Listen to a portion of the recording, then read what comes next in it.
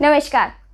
जैसा कि आपने पिछले वीडियोस में देखा, हमने श्रीमद् भगवद गीता के 1 से 47 तक श्लोकों की डिटेल में व्याख्या की। डिटेल क्या मीनिंग, क्या एक्सप्रेशन है, उनका क्या अर्थ है, क्या भाव है, क्या सार है, वो आपके साथ साझा किया।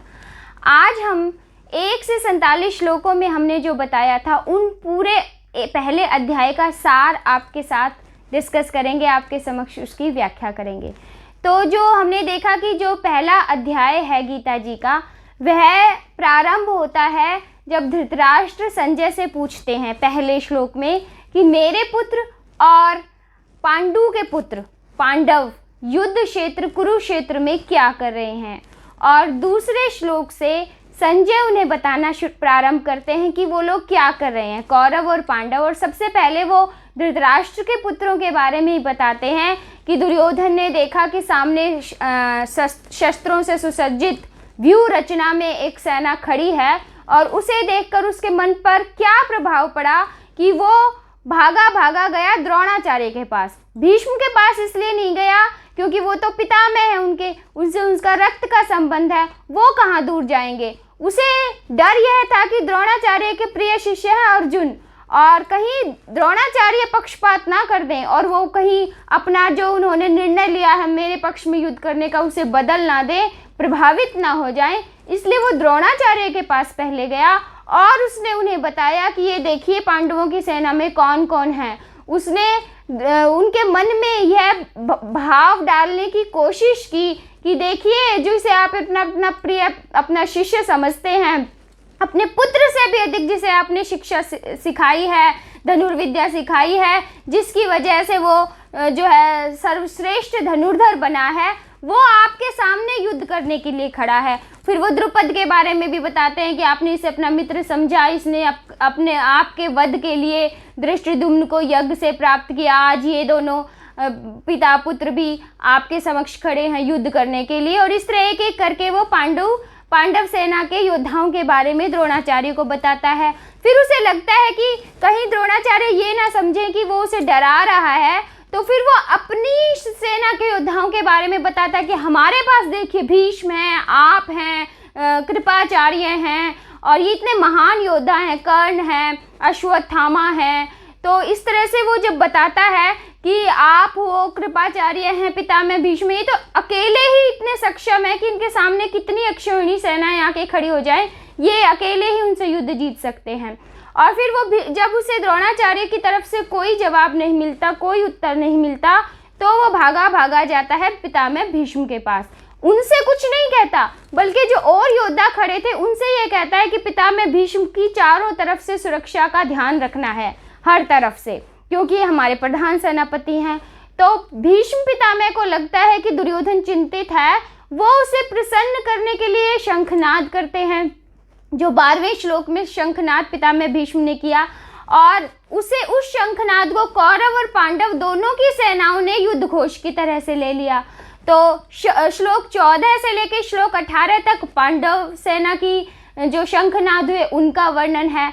तो उसमें संजय यह भी बताते हैं कि उन्होंने जो कौरवों की सेना थी उसमें सिर्फ पितामह भीष्म के शंखनाद के बारे में धृतराष्ट्र को बताया, जबकि पांडवों की सेना के 18 महान योद्धाओं के शंखनादों का उसने विस्तृत वर्णन धृतराष्ट्र के समक्ष किया।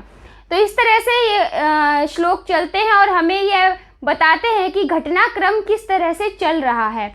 आगे 21वें श्लोक से अर्जुन बोलना प्रारंभ करते हैं।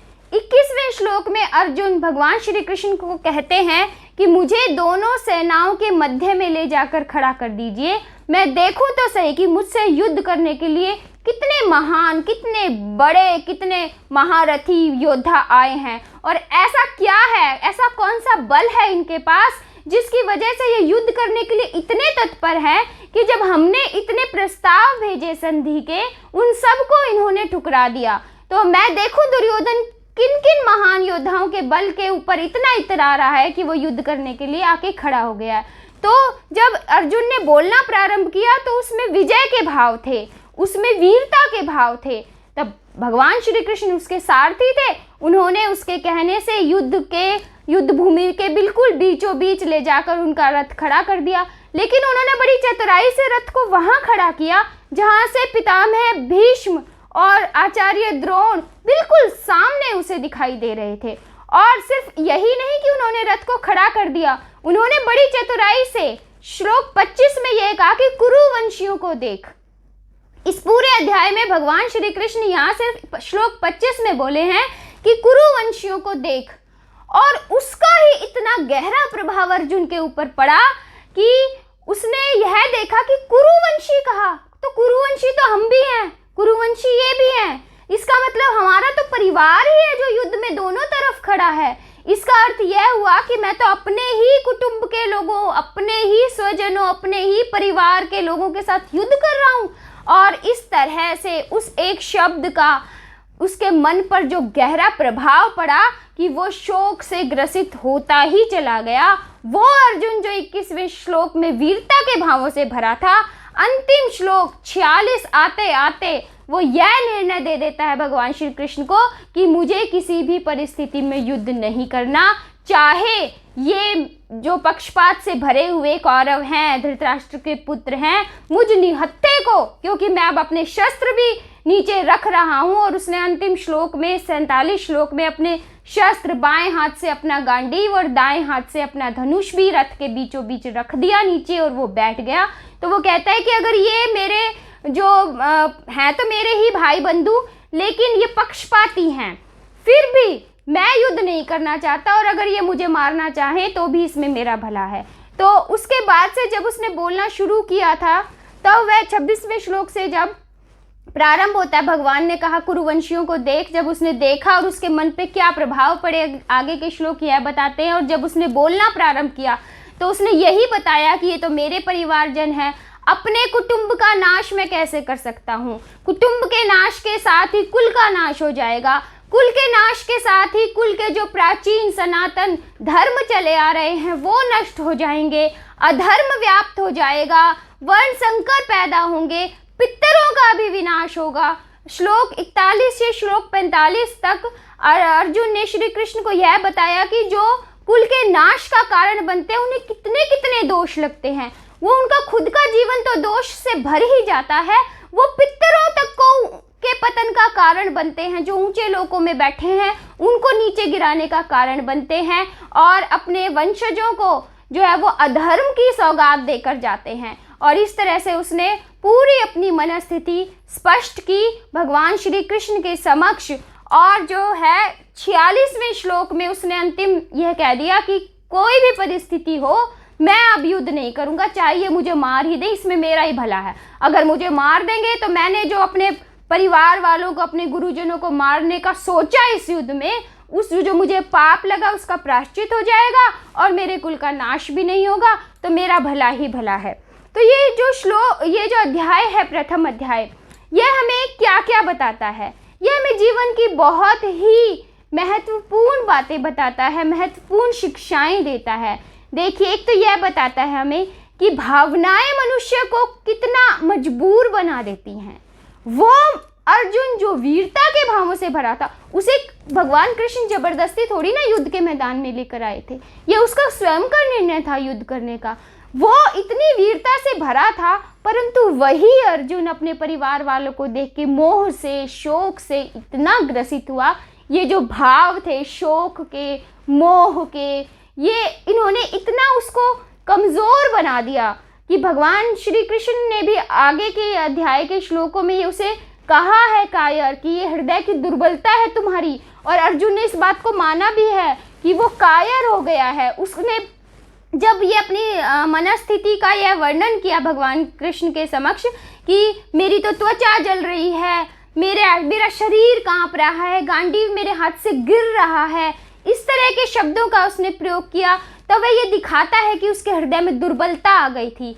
परंतु यह भी सत्य है कि वो दुर्बलता आगंतुक थी, क्योंकि वो परिवारजनों को देख के आई थी। मोह का अंधियारा था जो उसके दिमाग पर छा गया था, जिसे भगवान श्री कृष्ण ने अपने उपदेश से उस अंधियारे को दूर किया और उसके दिल में ज्ञान का दीपक प्रकाशित किया, जिससे वह युद्ध करने के लिए तैयार हुआ। और यह भी बात आगे हम देखेंगे कि उसने यह नहीं कहा कि ठीक है आपके कहने से मैं युद्ध कर रहा हूँ। भगवान ने उसे यह नहीं कहा तू युद्ध कर या ना कर। भगवान ने ये उसे यह कहा कि तुझे सिर्फ अपने कर्तव्य का पालन करना है। यहाँ पे भगवान सिर्फ ये कहते हैं कि मैं तो मार्गदर्शक हूँ, मैं तो सारथी हूँ, मेरा काम सिर्फ मार्गदर्शन करना है, निर्णय लेना तुम्हारा काम है। तो अगर हम ये सोचे कि भगवान ने उसे जबरदस्ती युद्ध में धकेल दिया तो ये गलत होगा। भगवान ने सिर्फ उसे उसका कर्तव्य बोध कराया कि उस क्षण उसका कर्तव्य क्या है। और इस श्लोक को जब हम पढ़ते हैं तो यह हमें बताता है कि हमारा काम सिर्फ यह देखना है कि हमारा उस क्षण जो हमारे सामने है, उस क्षण हमारा क्या कर्तव्य है। और परिस्थितियां चाहे कोई भी हो, हमें धर्म का और सत्य का ही साथ देना चाहिए। तो इस तरह की शिक्षाएं और भी जीवन की शिक्षाएं कि हमें ज़्यादा लालची नहीं होना चाहिए कि जो प्रारब्ध में है हमें वही मिलता है, उससे अधिक नहीं मिलता। मिल जाता है तो बिछुड़ जाता है, और मिलकर बिछुड़ने का दुख बहुत अधिक होता है। तो इस तरह की एक जीवन दर्शन का बहुत बड़ा अध्याय, बहुत बड़ी शिक्षा हमें इस प्रथम अध्याय से मिलती है। अभी तो यह शुरुआत है, आगे हम दूसरे अध्याय को प्रारंभ करेंगे। तब हम देखेंगे कि अर्जुन ने जो जो प्रश्न उठाए, जो जो शंकाएं जाहिर की भगवान के सामने, भगवान श्री कृष्ण किस तरह से उसके एक एक प्रश्न का उत्तर देते हैं, उसकी एक एक शंका का निवारण करते हैं। तो आप देखते रहिए। और अगर आपने मेरा चैनल सब्सक्राइब नहीं किया है तो कृपया करके सब्सक्राइब कीजिए, और ताकि आपको जो है आगे के अध्यायों के बारे में जो वीडियो आए वो पता चलते रहें, और इस तरह से हम श्रीमद् भगवद गीता का प्रचार और प्रसार करते रहें। धन्यवाद।